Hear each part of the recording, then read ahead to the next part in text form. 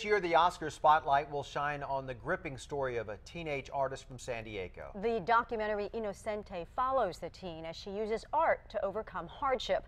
New at 5, 10 News reporter Michael Chen explains the one thing that stunned her when she watched the finished film. My love for art is endless. Inocente Izucar's journey through art and pain is about to intersect with the Oscars. And everyone started calling and getting really excited. Before the excitement, there was hardship. After her father was deported for domestic violence, Izucar, her mother, and her siblings became homeless in San Diego, moving from shelter to shelter. In the short documentary titled Inocente, her mother says things got so hopeless, plans were made for the entire family to jump off the Coronado Bridge before Izucar talked her mother out of it. La tomé del brazo y le dije, vente, vámonos para aquel puente, que me jaló hacia atrás y dijo, mami, no, por favor, no lo hagas. Izucar had blocked the episode out before it came out in the film. It was very emotional for me to watch. For much of her life, the emotions of living on the streets were hard to escape. Then, when she was 12, she was referred to the nonprofit Arts, A Reason to Survive, which teaches the therapeutic aspects of art. She started with photography and eventually gravitated towards painting, and she was drawn to vibrant colors. You just see the transformation as you get into the painting and you just get lost. Izucar's story, profiled in a newspaper article, drew the attention of some well-known directors who ended up filming her for 2 years until the age of 17. Recently, she had her first art exhibition in New York. Most of her pieces sold, which enabled her to get off the streets. On Thursday, she learned the documentary was an Oscar nominee. It'll reach out to more people and it'll hopefully inspire more people. My message has always been to never give up. Michael Chen, 10 News. Already an amazing life. That documentary was also shown on MTV. Izucar has a ticket to go to the Oscars. She will.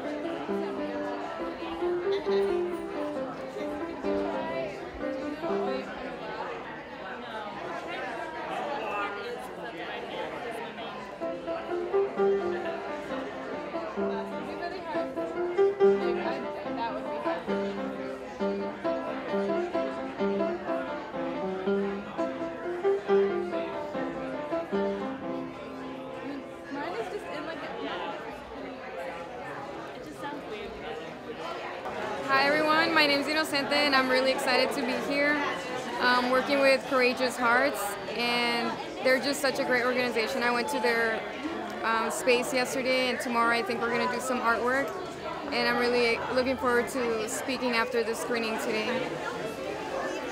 I don't know what else to say. My name is Matt Dorigo. I'm the founder of Arts, A Reason to Survive, and part of the movie Inocente as well.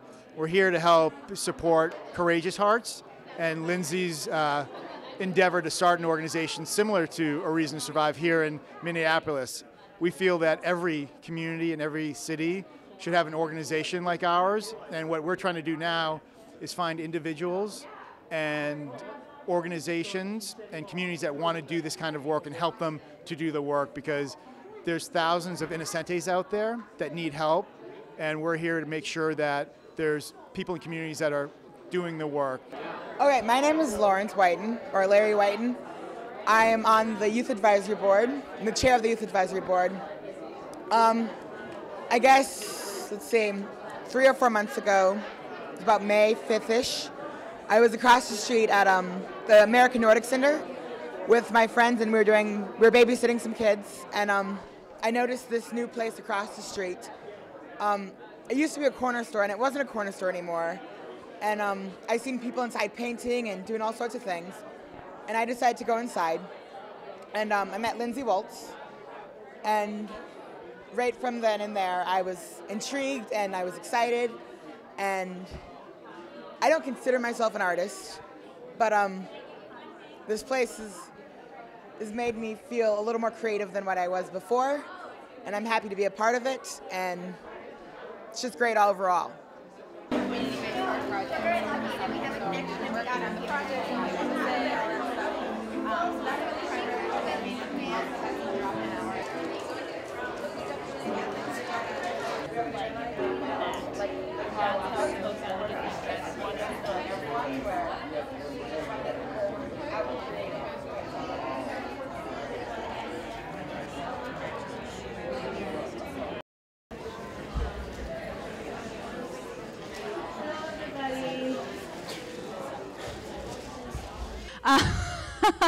I'm Lindsay Walls, the founder of Courageous Hearts.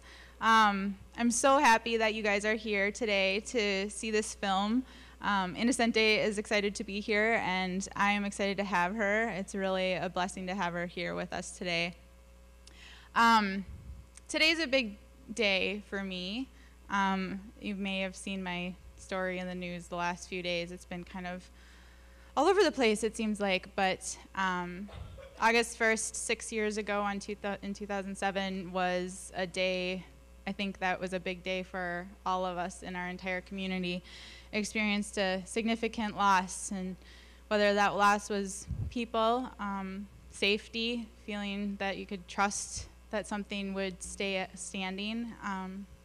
And for me, it took a toll in that I broke my back. I had PTSD. I still have PTSD, and am dealing with the ramifications of that on a regular basis. So it was important for me to kind of launch Courageous Hearts today, because it was a dream of mine when I was 16, but the day that the bridge fell was the day that it became why I survived. I didn't know how I got out of my car, but it became the reason why I got out. And so surviving and living through PTSD, dealing with trauma, coming out the other side and using art to heal was just an incredibly powerful experience for me. And as a youth worker, I work with young people all the time, and I see the things that they're dealing with in life. And childhood and being a young person today is hard. There's a lot to deal with, and there's a lot of traumas and things that happen just every day. It doesn't matter if a bridge falls down. There's the metaphorical ground falling out from underneath you all the time. So I hope that Courageous Hearts can be a place for kids who have had the ground fall out from underneath them in various ways, but also for the kids who may not have had that kind of an experience yet, but ultimately everyone does in some way or shape or form. And I think that art is one of those things that people can use in their life just to feel better and to make life a little bit better. And I know that this film will capture that for everyone, and I hope my story has kind of captured that as well. People have been asking kind of where things are at. Are we doing classes? Are we having programming? And over the summer, it's been very a slow launch is what I've kind of called it. And the focus for the summer has been my Youth Advisory Board, which are these guys right here. So Antonia, Lily, Izza, Emma, Tasia, Larry. Yes, stand up. They told me they were going to stand up, and then they're not. Vernell and Vashon. These guys have been absolutely amazing. I feel so lucky to know them, and they're like inspiration central for me every freaking week. I come home and I can't sleep at night because I'm so excited by just all the awesome energy and the good ideas and all the things that they've been helping with. And we wouldn't be where we are without their help. So the other group is my adult advisory group, and I wrote everybody down so that I wouldn't forget anybody. We've got Nancy, who's right up in front here. She has helped with a whole lot of things with this event. I mean, all the posters and the panels outside. And Liba is around somewhere. And there she's right there. And Bob, right there. And Amanda is back there. And Jenny, I'm not sure if she's in here yet. Joanna also is probably still taking tickets. Jenny was at the door greeting people. And then Aline is maybe in here and maybe not as well. These guys were essential to making this happen, and they've been such a great group to get to know. I said Amanda. Yeah. Liba was worried that I didn't say Amanda. Okay, so those are my thank yous. Yes, they're amazing. And then I have to say thank you to these three people.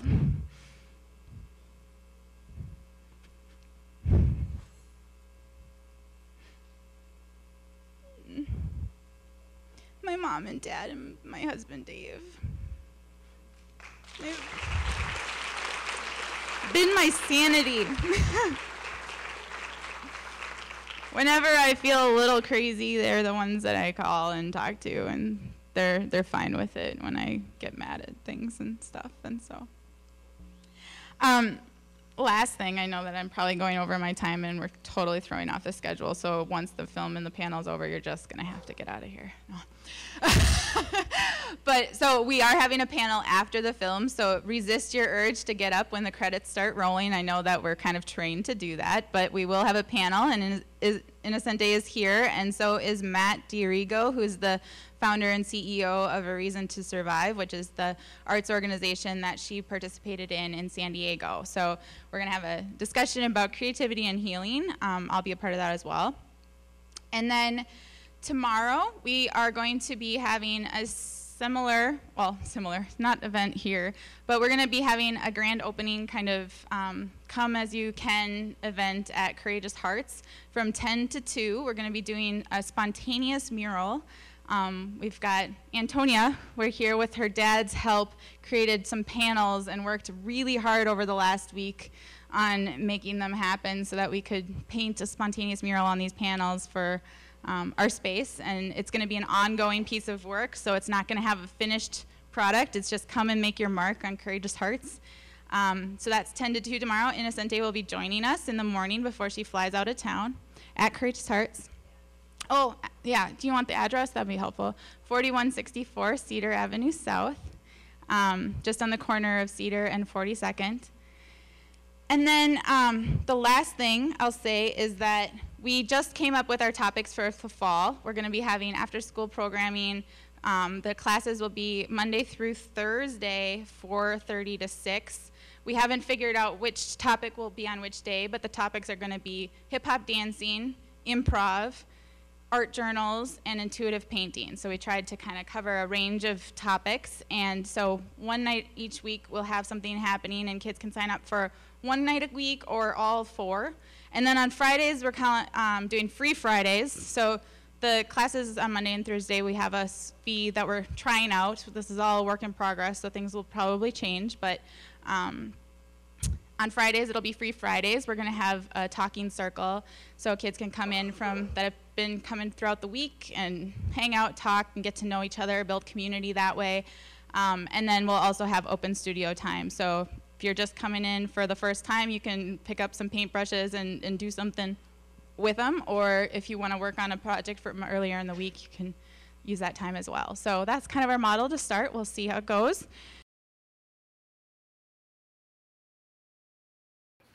This is kind of weird. Okay. Dear people of the world. Just because I'm homeless doesn't mean I don't have a life. because I do have life. I'm a girl who likes to jump in puddles and likes flowers. When I paint, I feel happy, so it's a good way to start my mornings. Just paint on something. And what better place than my face?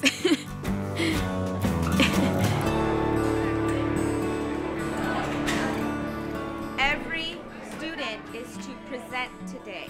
Kids at my school don't know that I'm homeless. If people would find out, they'd probably make fun of me.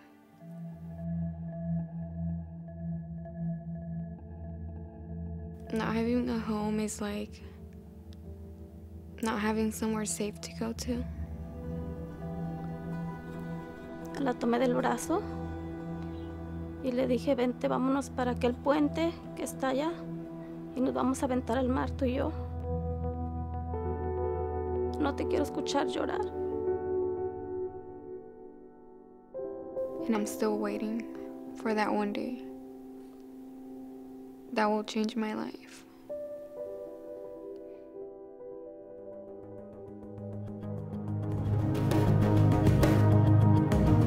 I think my life depends on me being an artist. I think if I don't become an artist, I'd probably not just let everyone down, but mostly let myself down.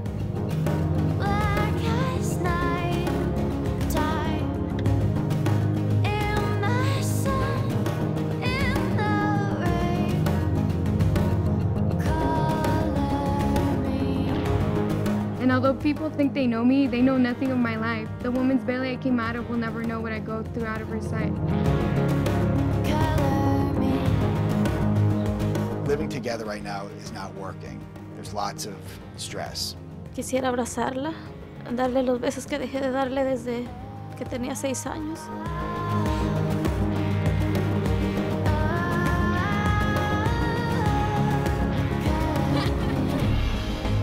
This is her first opportunity to prove to herself that she's on the right path in life and to show the world who she is and where she's come from.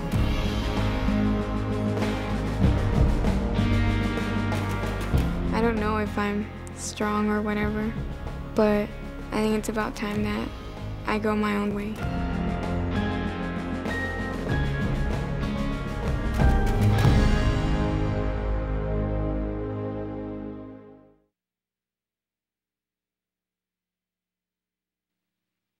Also tonight, Oscar Gold for this film about the San Diego artist who was homeless and on the verge of jumping off the Coronado Bridge with her family. 10 News reporter Jennifer Jensen is live with the remarkable win and the even more remarkable story behind it. Jennifer? Well, good evening, Itika. It is so hard to imagine that she was once so destitute. She stood close to jumping from here, the Coronado Bay Bridge. But tonight, she was glowing as she stood on the stage as the film about her life won an Academy Award. And the Oscar goes to Inocente. Inocente Isucar smiled ear to ear. She shared her excitement with 1 billion viewers around the world after the short documentary profiling her journey from homeless teen to artist won an Oscar. And most of all, we want to thank this young lady who was homeless just a year ago, and now she's standing in front of all of you, and she's an artist. Standing in between the directors who told the story of her life, she seemed miles away from the pain she spoke about. You can see her here beaming in a cream gown standing on the red carpet just hours ago. 10 News first introduced you to Inocente last month and told you about her life of hardship in San Diego. After her father was deported, Inocente, her mother, and her siblings were left fending for themselves on the streets of San Diego. When she was 12, she started painting pieces like this one that drew a lot of attention, including the attention of some well-known directors who filmed 2 years of her life for the documentary. She shared with 10 News her hopes for the film. It'll reach out to more people and it'll hopefully inspire more people. My message has always been to never give up. With this Oscar win, her story has inspired us all. And recently, Inocente had her first art exhibit in New York, and we're told she sold most of her pieces, which enabled her to get an apartment right here in San Diego. We're live here in Coronado. Jennifer Jensen, 10 News. Well, she went from homeless on the streets of San Diego to standing center stage at the Oscars. Now a young San Diegan is giving back to the place where her art took shape. 10 News reporter John Carroll is live in National City with today's celebration of Inocente and what she plans to do next. John? Preston. I'm standing in front of that place. It's called the Arts Center of National City. It's where the art of Inocente Izúcar was nourished, and now that she's become famous for being the subject of an Oscar-winning documentary, this place is thriving. The applause just keep on coming for Inocente Izúcar. Her life changed the night the film about the San Diego teen won Oscar Gold. And the Oscar goes to Inocente. Back where it started for her, Inocente talked about how the Oscar has opened new doors to pursue her love of art and to share it with others. This year I want to do advocacy, so that's really going to happen for me, and I'm really excited to go to conferences and schools and talk about the power of art. The power of art is what the at-risk young people at A Reason to Survive are immersed in from the moment they walk in the door. That was true of Inocente, and it's true for the generation right behind her. I've gotten to work with so many different artists here. It's really great because if you don't know how to do something art-wise, you can always find somebody who does. Inocente's story, the subject of the documentary about her, focused on how she struggled through homelessness and found the purpose of her life through art. For the young people who find their artistic way here, the place and the people are just as important as the paint and canvas. I came into this program and didn't really have anybody but my mom. And as soon as I walked in the doors, everybody welcomed me, and I'm treated so well here. And for this place that helped Inocente so much, her fame is allowing her to repay the favor. To inspire people, the importance of arts education, the importance of dreaming, and overcoming your struggles. And so if we can get that message out and then help people do the work that we do, we'll have that much more of an impact. Now, one other nice side effect of Inocente's film, she says since it has found such a wide audience and had such success, her relationship with her mom has improved. Live in National City, John Carroll, 10 News.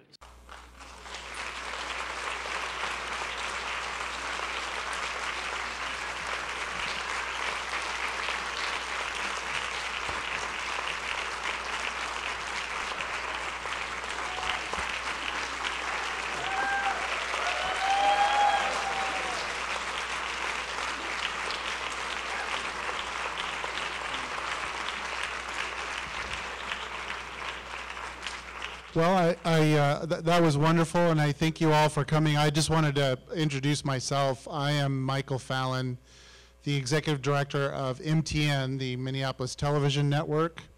And I'm going to introduce the panel and then ask questions that have been written by the youth panel. So we'll have some discussion. But before I do that, I just want to say a few things about our organization and why we're really proud to be a sponsor of this event. We are MTN. We're Minneapolis's community media organization. We provide media access to the cable network in Minneapolis, and we do media training at a very affordable rate for anybody who wants to learn how to produce television, and we provide access to a studio in Minneapolis. The cameras that are here today are filming this event because we are proud to help create Courageous Hearts kick off their existence as a vital nonprofit here in an arts organization in Minneapolis. And we believe in their mission, and we support their mission and do similar work. So there's information floating around. There's some postcards out there if you have any want to find out more about us and some of the work that we do. But with that, I will just introduce our panel, and we can ask some questions and find out more about the film and about the work that the organization is doing. So. Our panel today is, of course, you've met already Lindsay Walls, who is the founder and executive director of Courageous Hearts. We're also very privileged to get to talk to Matt Dorigo, who is the CEO and founder of Arts, A Reason to Survive in San Diego, the organization that Inocente worked with. And of course we have our honored guest and subject of the film, Inocente Izúcar, and so welcome.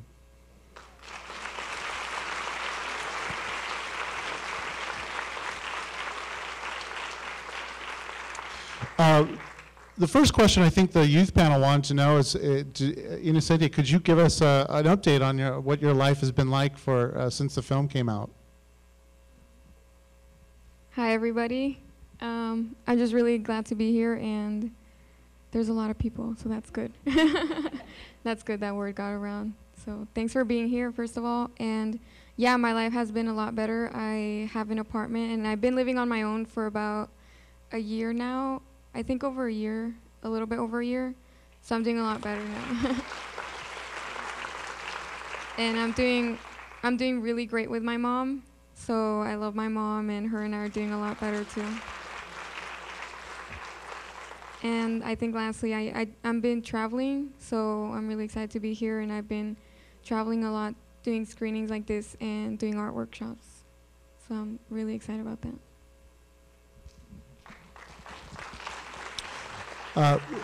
Next question related to the work that both organizations that we're talking about here do.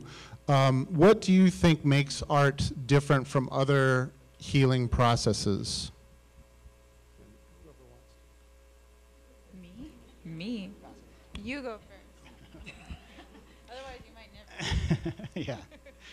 Get my chance to talk. Well, I've always felt that everybody gravitates towards certain avenues to cope and heal, and we're all unique and we're all different. And for a lot of youth, that they are artists and they are creative, and so for them that's their outlet. I mean, everybody has different ways of expressing themselves, but and one is art. I mean, it's hard to compare art versus other outlets, but what I will say is that, I mean, we just focus, and as Lindsay does, on those youth and those affected by trauma or difficulties or struggles that need the arts as their way of coping and expression. And it's what, I mean, I was Lindsay 12 years ago, just starting the organization and just believing, because it helped me heal as it did Lindsay.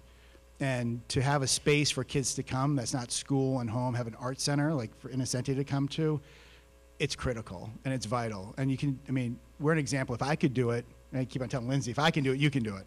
But just having these spaces for kids to feel comfortable and normal and supported in the way that they process their feelings through art, they need those spaces. And unfortunately, they're getting cut in the schools, and there's not a lot of community art programming. So hopefully that answers the question a little bit. I guess I would just add a little to that too. In my healing journey, I kind of covered every possible healing practice. Everything from the traditional going to therapy and going to the doctor and doing all of the things that, you know, the health insurance will pay for, to doing things like yoga and Reiki and things that are more alternative. And art for me was the thing that allowed me to tell my story to myself. I didn't need it. It wasn't about like having somebody else come and look at it and say, what does this mean? Or for me to have to tell somebody else what it means. It was just enough for me to, it was kind of, I actually did an interview yesterday, and the person asked me about visual journaling, which apparently in an article many years ago a reporter had referred to it as. I didn't call it that, but now as I'm like using the word, it really was. It was visual journaling, and so I have these paintings that tell my story, and it's all in there, and I know it's in there. Nobody else needs to know all the details of what I know that's in there, but that in and of itself was just a really powerful experience for me. It's my turn. Well, for me, I used to do sketching and stuff, but I never really did art till I was introduced to Matt's organization. So maybe art isn't for everybody, but it's definitely something fun and something I encourage everybody to do, or at least try, because it helped me. So maybe you guys love art, but you guys don't know yet. Thanks, everyone. This is an interesting question. I really like this question. Have you ever been afraid to be artistic? Can you give an example when you felt vulnerable, putting yourself out there, and what did you do? As you guys can see there, I'm pretty much an open book. So I don't really tend to hide a lot, but I'm really shy at times, so sometimes I do feel like there's certain things that I do keep to myself, but for the most part, I'm pretty open and I like to express myself. Yeah, I'll say something. So the class that I took after the bridge collapsed was called Soul Painting, and the description in the community edit flyer it really spoke to me because it talked about not needing to know how to do it and to not have to be good at it. And I felt like I didn't know how to paint and I didn't know how to be good at it, and I definitely didn't consider myself an artist. And taking that class kind of taught me that it was okay if it didn't turn out, but I still really struggled with there's a blank piece of paper, and how do you start, and what's it supposed to be, and how do you just have all those questions, and then in the end, is it going to look okay, or is it going to be just a piece of crap that's going to go in the garbage or whatever. And so that class really taught me to let go of some of those things, and I think that's one of the reasons that I'm calling Courageous Hearts is it helped me build courage and to know that it doesn't necessarily even matter what it looks like in the end, and ultimately most of the time it looks decent enough and apparently worth paying for, because somebody offered to buy some of my stuff and I'm like kind of freaked out by that. So yeah, I mean, as well as being a founder, I'm an artist, and I'm a very private artist, as Inocente will attribute to. She's always asking me to paint in front of people more, but I'm very private about my art. And I think it's, we're two different styles. With Inocente, she paints stuff that's very bright, and she doesn't dwell on her experiences per se. It's more of just changing your perception, and where Lindsay processes her feelings through that. And for me, I think anytime that you start to create something, you have self-doubt and vulnerability, and you just kind of work through that, and you do it for yourself, not for anybody else, because if you care what other people think about your artwork, it'll never work. So thank you again. Another question from the youth panel. What does good art, your favorite art, what does it tend to make you feel when you see it? A few weeks ago, I was in Kentucky, and we did a lot of art workshops that week. And the workshop was, we were supposed to think about things that made us happy, and we were supposed to paint a painting of things that made us happy. So that way, if we were ever sad, or if we ever felt like we weren't feeling the way we wanted to, we can go look at our painting and be happy. So I don't know, that's what I do with my art sometimes. Like if I'm ever feeling upset, I try to paint happy things so I can go back and look at it and feel better. So I really enjoyed that, doing all those art workshops with the kids.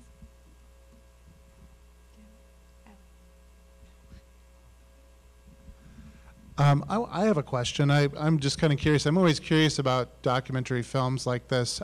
How did this project happen? What was the connection? And Matt can explain it better. It is serendipity, really. Magic, yeah. I just got a call one morning out of the blue from Sean and Andrea. Actually, their assistant, they're the filmmakers, out of Washington, D.C.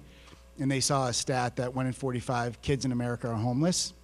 And they wanted to do a film. They were very specific. They wanted to do a film on a homeless teenage artist, a female. And they had been searching the country for about 8 or 9 months, and they couldn't find the right fit, the right story. And they had read an article online about my program and said, "Do you know any young women like that?" And I said, "Yeah, we've got a few of them." And then they started talking about visually who they're looking for and the type of story, and automatically Inocente popped into mind. And so I asked them, they asked to talk with her on the phone. I said, "No, it's better if you guys just come out here and meet her." And so they flew out for a week with no cameras or anything and met her and hung out with her and hung out around the art center.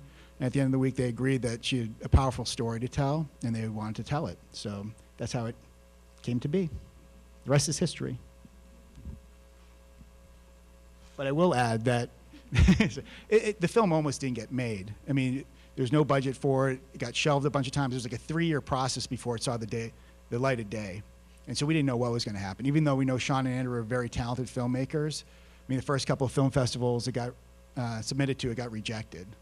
And so they didn't win the Academy Award, so. Yeah. Goes to show, keep trying.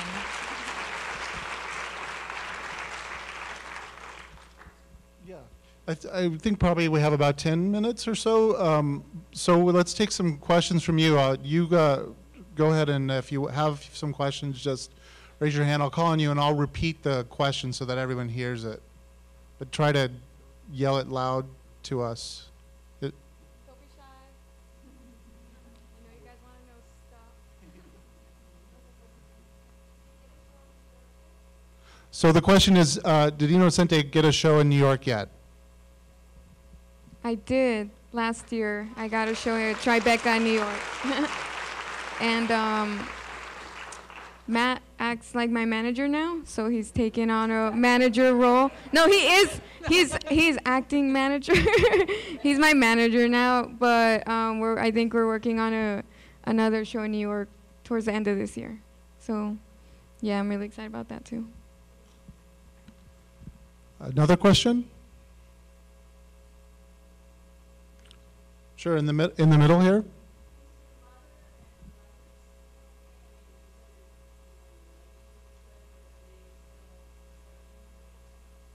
It's a question about Inocente's mother and brothers. How are they doing now? Even before the documentary aired on MTV first, I think last August. So even before that, my mom had gotten an apartment, and I have 3 brothers, but you can only see 2 because the other one was too shy. But but everyone's doing really good. One of my brothers, he's 1 year younger than me. He's 18, and he got a 4-year scholarship to a school in Iowa. So he's going to college, university. So we're all really excited about that. He's leaving in less than a month. So he's doing really good. And my mom has 2 jobs, and she got a raise at one of her jobs, and she's been really excited about that. And I haven't lived with my mom for a very, very long time. So hopefully by the end, like towards the end of October, I'm looking forward to move back in with her, because I've been traveling a lot, and I don't live as close to her as I used to. So I want to be able to be with them, and I miss my family and my younger brothers. They're 10 and 14, so I really miss them. So I'm looking forward to moving back in with them.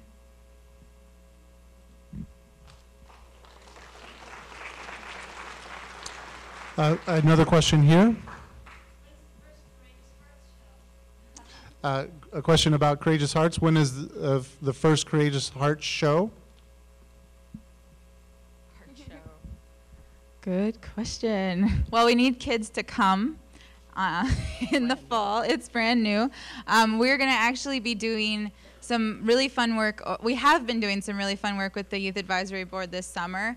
We got a grant to do some community-based art projects, and we have 2 planned.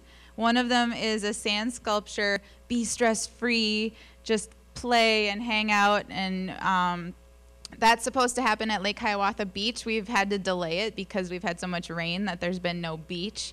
But that's going to happen hopefully in August, now that it's drying up. And then we're also doing a project that will hopefully happen end of August, early September, also in the neighborhood right around Courageous Hearts, kind of around street art. And we've been just asking lots of questions is really what it's come out to, like just wondering lots of things about street art and what's it all about, and why do some people have such strong opinions about it, and what are those opinions, and are they're whatever, just all kinds of questions. So yeah, it's fun stuff. So those will be our first shows, we'll call them, and then we'll be doing stuff in the fall, and we'll see what happens from there. Maybe we'll do 1 or 2 more questions. Does anyone have one that they'd love? Go ahead, right in the front here.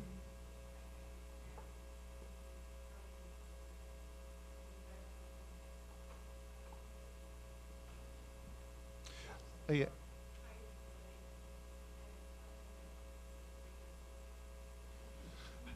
So the question is how do Matt and Lindsay make a living, and is it something that anybody can do? Like because of their organizations? Well, can I say something? I was telling Matt that it's like people forget that it's not about making a living, it's about what they're doing for the community. So they still have to make a living, but.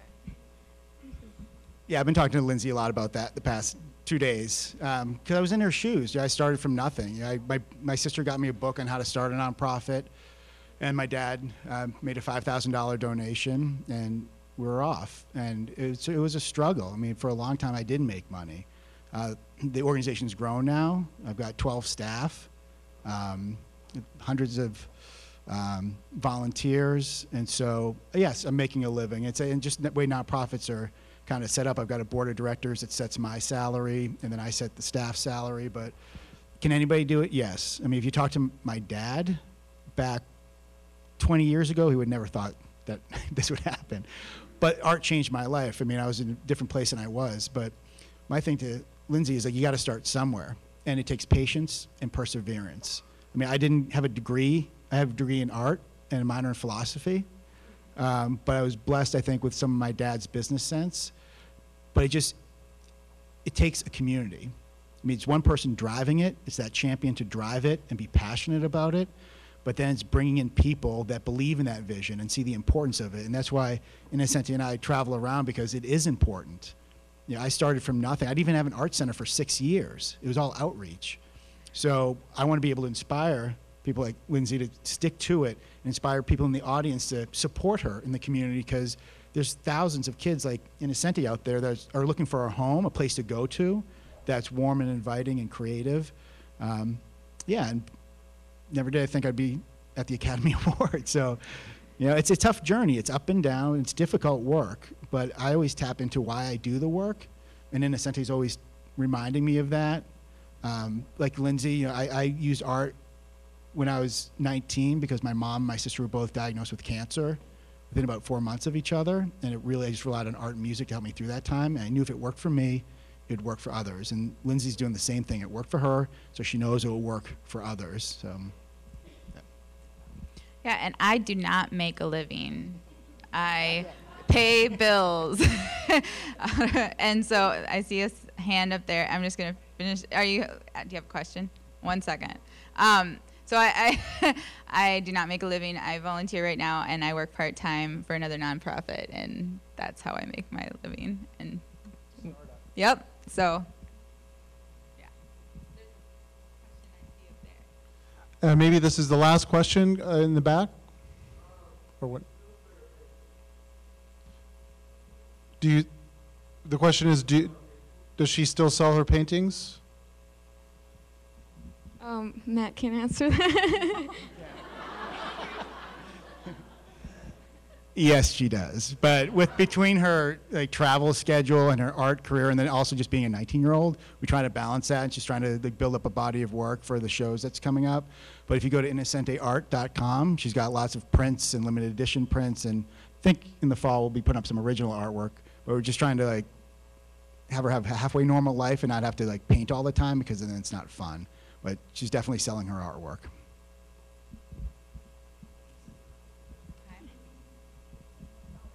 Time for one more? Oh, The question was, what was it like for Inocente to be on stage at the Academy Awards? It was definitely a lot of fun, but it was really scary because there was a lot of people, and there was lights shining, and I get stage fright a lot, so it was really scary. And then there was a screen that showed you on stage, so then I looked at it and I freaked out even more. So it was a little scary. And then they put some heels on me that I don't wear heels, so I almost fell too. But I didn't, so that's good. But it was really great.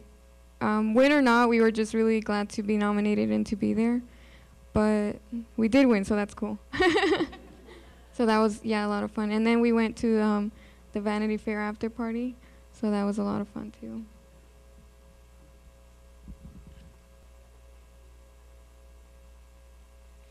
Okay, the question is, what special gifts can an artist bring to an audience, to the public, through their work? As you saw in the film, a lot of my work had meaning, but I think a lot of the time I don't like to put the meaning towards it, because even though it's really private to me, everyone can take something differently from one painting. Like I remember I did a painting of like a baby, and it was just all about rock and roll and a little baby, and it didn't really have a meaning. I just thought it was something really cool to paint. And the lady who actually bought it, she told me that she really related to it because when she was pregnant, she would go to rock and roll concerts. So it really it was meant to be for her. So the fact that I didn't put a meaning to it and someone else saw it and just it was for them basically. So I like people to take whatever they can take from a painting rather than telling them what it is. I like when people tell me what it is. So I think that's one way that I like to share my work with people. I don't know how to answer that because most of my work is under a bed. So the public hasn't seen it. I agree with Inocente. As an artist, once you put it out there for the public, it's a gift to the public. And just like whether it's visual art or music, I think good art or any art makes people feel, and it creates dialogue, and it provides context and meaning to things depending on what context the art form is, and if it's on social commentary or not. I mean, I think the arts beautify. They make the world more interesting, and I think that as artists and creators, in history, society looked towards poets and artists and musicians to kind of provide dialogue of what's going on during the time of when this art was created. So I think that's what especially like visual arts, it's a commentary of what's going on in society at that time. And also, it's a gift that people can interpret for themselves and say and connect with, and maybe give hope or inspiration or just feeling. Are we done? Well, since we're done, I thought I'd just say thank you for everyone for coming. And I really hope if you have some time tomorrow that you'll stop by Courageous Hearts. It's really going to be just open, come and go. If you have a minute just to see the space and paint a little something, it doesn't have to be, again, it's not about being good at it. It's just about doing it. So if you have a chance, please come by. If you don't, I hope that you've signed up for our email list so that you can find out what's happening next. We'll have more announcements about our fall classes in the very near future. And if you're feeling inspired to give and help me make a living, that was a nice segue, thank you. Please feel free, there's a box outside for donations. So thank you so much.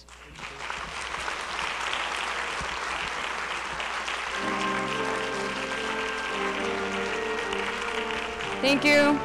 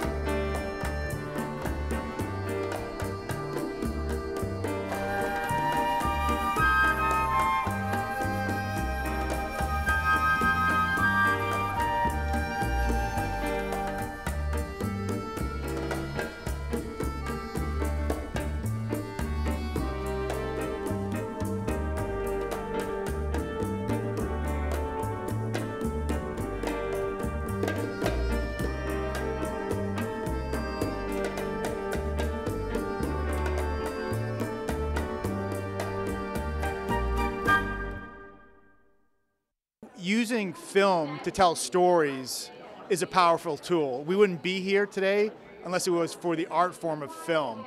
And just like Inocente paints her canvases, Sean and Andrea Fine as filmmakers, film is their canvas. And the power of story and the impact that it has to travel around and communicate to people important subject matter, I can't stress how important it is to use the power of media and film and video to get stories across that impact communities. I succeeded through having an after-school program, going to an after-school program for arts. So just being here and hearing about Courageous Hearts is really amazing, and I hope that everybody supports Courageous Hearts and helps Lindsay start raising money and have your kids go there to do art. Art helped me cope through a lot of things, so hopefully her organization helps a lot of kids cope with whatever they're going through. I'm Lindsay Wall, founder of Courageous Hearts. It's just getting started this fall, really. We've had a slow launch over the summer. School starts up again, and then we'll be having fall classes after school hours, and we're really excited about all of it.